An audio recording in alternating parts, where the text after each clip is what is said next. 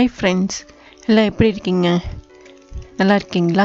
இன்றைக்கி நம்ம என்ன பார்க்க போகிறோம்னா, சிவப்பு அவல் இனிப்பு கொள்ளுக்கொட்டை பற்றி நம்ம பார்க்க போகிறோம். சிவப்பு அவல் இனிப்பு கொள்ளுக்கொட்டை, இதுக்கு என்னென்ன தேவையான பொருட்கள் பற்றி பார்க்கலாமா? முதலாவது 2 டம்ளர் சிகப்பு அவல், அரை மூடி தேங்காய் துருவல், 1 டீஸ்பூன் ஏலக்காய் தூள்,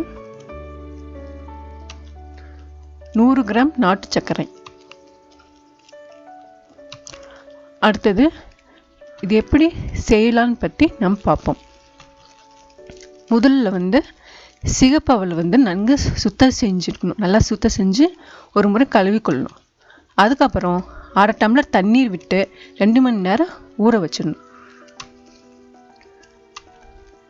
அப்புறம் தேங்காய் துருவி எடுத்துக்கொள்ளணும்.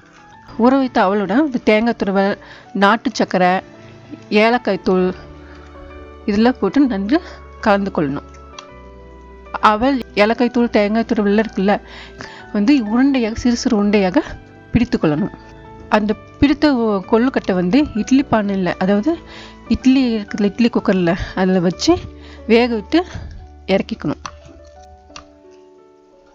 இப்போ சுவையான சிவப்பு இனிப்பு கொழுக்கட்டை நம்மளுக்கு ரெடி ஆயிடுச்சு. இது சிறு பிள்ளைங்களுக்கெல்லாம் கொடுங்க, குழந்தைங்க ரொம்ப விரும்பி சாப்பிடுவாங்க. நல்ல சத்துள்ள ஒரு உணவு. அடுத்தது நம்ம ஒரு ஹாட் டிப்ஸ் பார்க்கலாம்.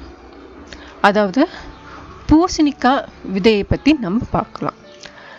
பூசணிக்காய் விதையில் என்னென்ன சத்து இருக்குது அப்படின்னு பார்க்கலாம். அது உடலுக்கு எவ்வளோ ஒரு முக்கியத்துவமும் ஆரோக்கியத்தை தருதுன்னு பற்றி நம்ம பார்ப்போம். அதாவது பூசணிக்காய் விதை சின்னதாக இருந்தாலும் அதில் மிகப்பெரிய பலன்கள்லாம் இருக்குது. இது முழுக்க ஊட்டச்சத்து நிறைந்ததாக இருக்குது. நல்ல எனர்ஜி கூடிய ஒரு தன்மை இருக்குது. அது மட்டும் இல்லாமல் இதில் நல்ல கொழுப்பு, மெக்னீசியம் மற்றும் ஜிங்க் போன்ற சத்துக்கள்லாம் இதெல்லாம் இருக்குது. இதில் மெக்னீசியம் சத்து இதில் அதிகமாக இருப்பதுனால எலும்புகளுக்கு நல்ல ஒரு பலத்தை தருது, நல்ல ஒரு ஸ்ட்ரென்த்தை தருது. பூசணிக்காய் விதையை நம்ம தினமும் சாப்பிட்டுட்டு இருக்கும்போது சர்க்கரை அளவு கம்மியாகுது.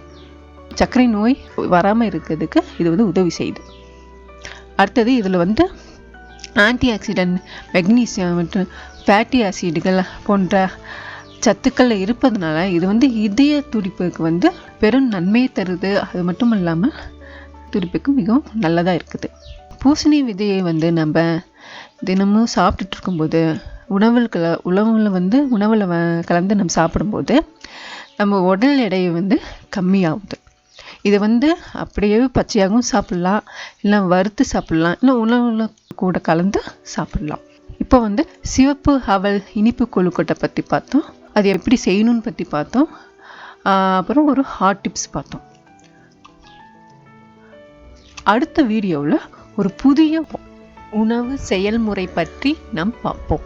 This video is sponsored by Bymot e shopping app. இது புதுசாக லான்ச் ஆகிருக்கிற ஒரு வெப்சைட். இதில் புது ஆஃபர்ஸ்லாம் கொடுத்துட்ருக்காங்க. இதோட லிங்க் கீழே டிஸ்கிரிப்ஷனில் கொடுத்துருக்கேன், பார்த்து தெரிஞ்சுக்கோங்க. இந்த வீடியோ உங்களுக்கு பிடித்திருந்தால் லைக் பண்ணுங்கள், ஷேர் பண்ணுங்கள், கமெண்ட் பண்ணுங்கள், சப்ஸ்கிரைப் பண்ணுங்கள். தேங்க்ஸ் ஃபார் வாட்சிங்.